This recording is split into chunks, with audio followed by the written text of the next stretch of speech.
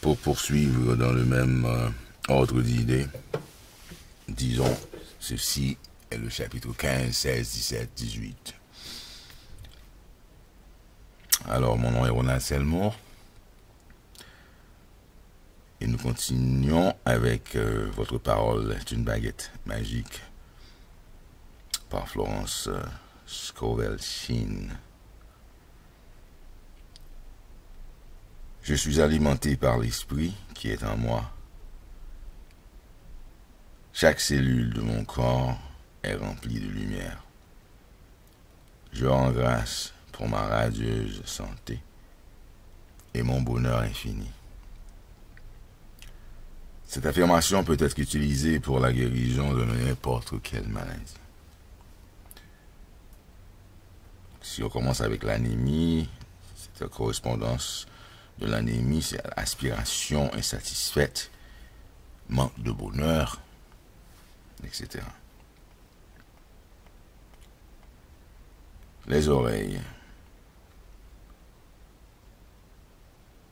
Correspondance. Forte volonté personnelle. Entêtement. Et désir de ne pas entendre certaines choses. La surdité. Affirmation. Mes oreilles sont les oreilles de l'esprit. La lumière du Christ ruisselle à présent à travers mes oreilles, faisant disparaître toute dureté ou malformation. J'entends clairement la voix de l'intuition et je lui obéis aussitôt. J'entends clairement l'annonce joyeuse de la bonne nouvelle. Le rhumatisme a pour correspondance jugement acerbe, esprit critique, etc. Affirmation. La lumière du Christ inonde à présent ma conscience et elle dissipe toute pensée acerbe. J'aime tout le monde m'aime. Je rends grâce pour ma santé radieuse et pour mon bonheur. Les tumeurs a pour correspondance jalousie, haine, ressentiment, crainte, etc. Affirmation. Plante que mon Père au ciel n'a pas plantée sera arrachée. Toute idée fausse dans ma conscience se dissipe à présent. La lumière du Christ ruisselle à travers chaque cellule et je rends grâce pour ma santé radieuse et mon bonheur présent et éternel. Maladie de cœur a comme correspondance crainte, colère, etc. Mon cœur est une idée parfaite de l'Esprit divin. Il occupe à présent sa juste place pour y remplir sa juste fonction. C'est un cœur heureux, ignorant la peur. C'est un cœur aimant. La lumière du Christ se répand dans toutes ses cellules et je rends grâce pour ma radieuse santé. Les animaux, le chien par exemple, affirmation. J'unis toute apparence de désordre. Ce chien est une idée parfaite de l'Esprit divin. Il exprime à présent l'idée divine parfaite d'un chien parfait. L'intelligence infinie illumine et dirige cet animal. Il y est une idée parfaite de l'Esprit divin et il occupe toujours sa juste place. Les éléments. L'homme est créé à l'image, imagination, et à la ressemblance de Dieu. Et il lui a été donné la puissance et la domination sur toute chose créée. Il a le pouvoir de menacer les vents et les vagues, d'arrêter les flots et de provoquer la pluie selon ses besoins. Il existe un tribu d'Indiens qui vivent dans un pays désert et qui dépendent de la seule puissance de leur prière pour susciter la pluie nécessaire à leur récolte. Ils exécutent une danse de la pluie qui est leur forme de prière, mais aucun chef obsédé par quelque crainte n'est autorisé à y prendre part. Il faut aussi avoir donné des preuves de courage avant d'être admis à ces cérémonies.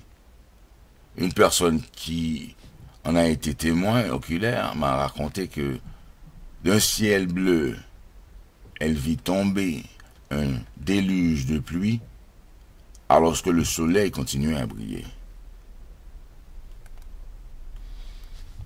Le feu, affirmation. Le feu est l'ami de l'homme. Il est toujours à sa juste place, accomplissant sa juste besogne.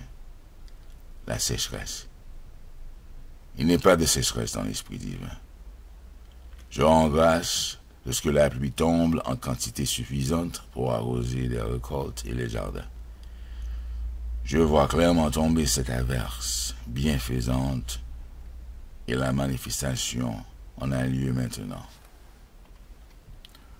Les tempêtes, le Christ qui est en moi dompte maintenant, même les vents et les vagues, et il s'établit un grand calme. Je vois clairement la paix établie sur terre et sur mer.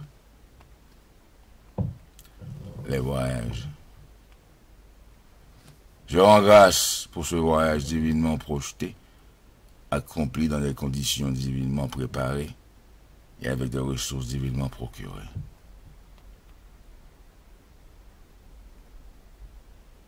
Pensées diverses.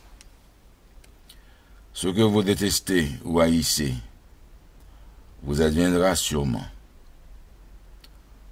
En effet, la haine crée dans le subconscient une image vivante qui finit par prendre corps. La seule façon d'effacer ces images, c'est de leur opposer une non-résistance. Une jeune femme, par exemple, éprouvait de l'intérêt pour un homme qui lui parlait sans cesse de ses charmantes cousines. Elle en fut jalouse, pleine de ressentiment. Il ne tarda pas à disparaître de sa vie. Plus tard, elle rencontra quelqu'un d'autre, pour qui elle éprouva une grande attirance. Mais voilà qu'au cours d'une conversation, celui-ci fit allusion aussi à certaines de ses cousines qu'il aimait beaucoup. Elle en fut tout d'abord irritée, puis se mit à sourire, car voici qu'elle retrouvait ses vieilles connaissances, les cousines. Cette fois, elle essaya la non-résistance. Elle bénit toutes les cousines et cousins de l'univers. Elle leur envoya des pensées bienveillantes, comprenant que si elle n'agissait pas de la sorte, chaque homme qu'elle rencontrerait lui serait enlevé par ses parentes. Cette attitude s'avéra un succès, car elle n'entendit plus parler de ses cousines, ou de cousines.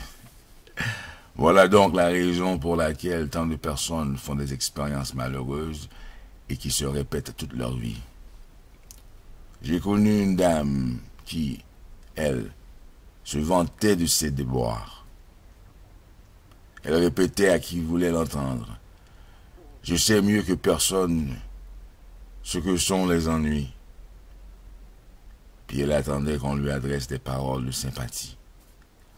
Naturellement, puis plus elle parlait de ses difficultés, plus elle en avait, car par ses paroles, elle se condamnait. Elle aurait dû prononcer des paroles propres, à les neutraliser, au lieu de les multiplier. Si par exemple, elle s'était répétée, je rejette tout fardeau sur le Christ en moi et j'avance libre. Si elle n'avait pas proclamé ses malheurs, il se serait évanoui. Car par vos paroles, vous serez justifiés.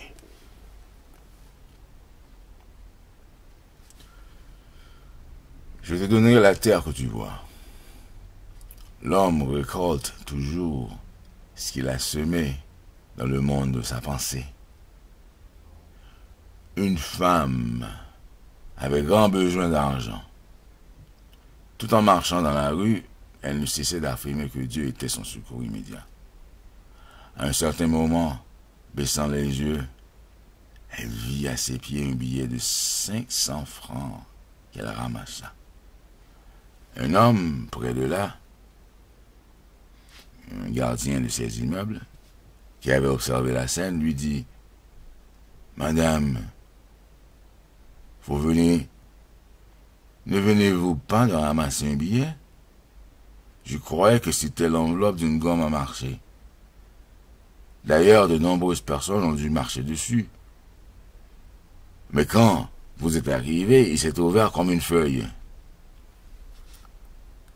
D'autres ayant en eux la notion du besoin, de la pénurie, avaient marché sur ce billet, mais à ces paroles de foi, ils s'étaient déployés.